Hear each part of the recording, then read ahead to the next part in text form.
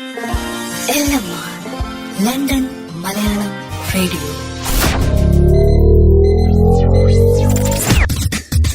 This is LMR News Time.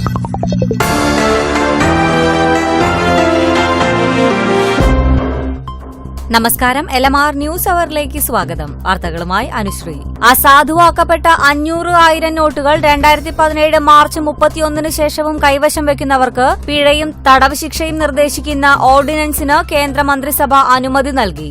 ഇതനുസരിച്ച് March 31 ശേഷം 10,000 രൂപയ്ക്ക് മുകളിലുള്ള അസാധു നോട്ടുകൾ കൈവശം വയ്ക്കുകയോ കൈമാറ്റം ചെയ്യുന്നതും കുറ്റകരമാകും.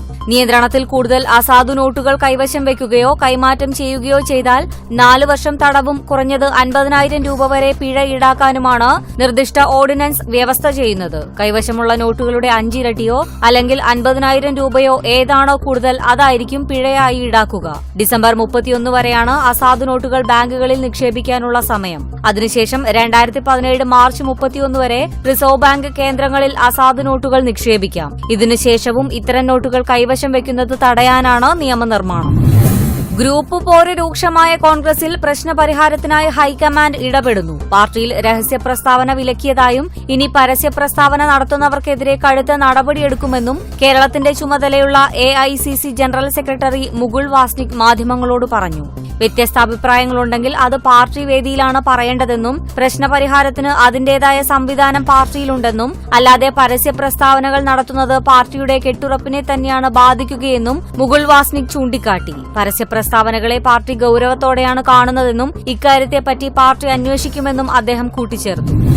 അഞ്ചേരി ബേബി വധക്കേസിൽ പ്രതിപട്ടികയിലുള്ള മന്ത്രി MM മണി രാജിവെക്കേണ്ടതില്ലെന്ന് CPM കേന്ദ്ര നേതൃത്വം. വിഷയത്തിൽ മണിയുടെ രാജി ആവശ്യപ്പെട്ട് VS അയച്ച കത്ത് കിട്ടിയിട്ടില്ലെന്നും CPM general secretary Sitaram Yechury പറഞ്ഞു. വിഷയത്തിൽ സംസ്ഥാന ഘടകത്തിന് തീരുമാനമെടുക്കാമെന്നും അദ്ദേഹം കൂട്ടിച്ചേർത്തു. കേസിൽ മണിയുടെ വിടുതൽ ഹർജി കോടതി തള്ളിയ സാഹചര്യത്തിൽ മന്ത്രിസഭയിൽ നിന്ന് പുറത്താക്കണമെന്നാവശ്യപ്പെട്ട് VS കേന്ദ്ര നേതൃത്വത്തിന് കത്തയച്ചിരുന്നു. ക്രിമിനൽ കേസിൽ പ്രതിയായവർ തെരഞ്ഞെടുക്കപ്പെട്ട സ്ഥാനങ്ങളിൽ ഇരിക്കരുതെന്നാണ് പാർട്ടിയുടെ പ്രഖ്യാപിത നിലപാടെന്ന് ചൂണ്ടിക്കാട്ടിയാണ് VS കത്തയച്ചത്. അഞ്ചേരി ബേബി കേസിൽ MM മണി സമർപ്പിച്ച വിടുതൽ ഹർജി വിചാരണ കോടതി തള്ളിയത് 24-നായിരുന്നു. വിഷയത്തിൽ മണി രാജിവെക്കേണ്ടതില്ല എന്നാണ് സംസ്ഥാന ഘടകത്തിന്റെയും നിലപാട്.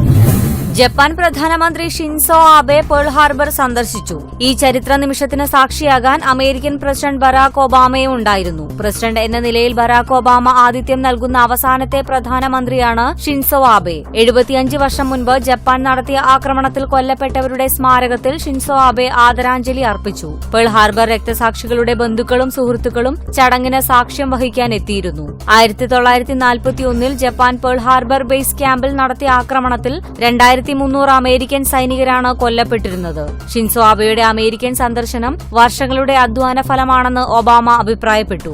ഇനിയൊരു യുദ്ധം കൂടി ലോകത്തിൽ സംഭവിക്കാതിരിക്കട്ടെയെന്നും ഇന്നും യുദ്ധത്തിന്റെ മുറിവുകൾ പേറുന്ന ജപ്പാൻ ജനത അതാണ് ആഗ്രഹിക്കുന്നതെന്നും ഷിൻസോ ആബെ പറഞ്ഞു. കാലാവസ്ഥ. Leeds 2 to 6 degrees Celsius, Aberdeen 4 to 6 degrees Celsius, Portsmouth 7 to 9 degrees Celsius, Belfast 6 to 8 degrees Celsius, London 1 to 7 degrees Celsius, Plymouth 4 to 10 degrees Celsius, Manchester 1 to 4 degrees Celsius, Birmingham 1 to 4 degrees Celsius, Bristol 2 to 7 degrees Celsius, Leicester 1 to 4 degrees Celsius, Woking 1 to 6 degrees Celsius. London Malayalam Radio, available on iOS and Android applications.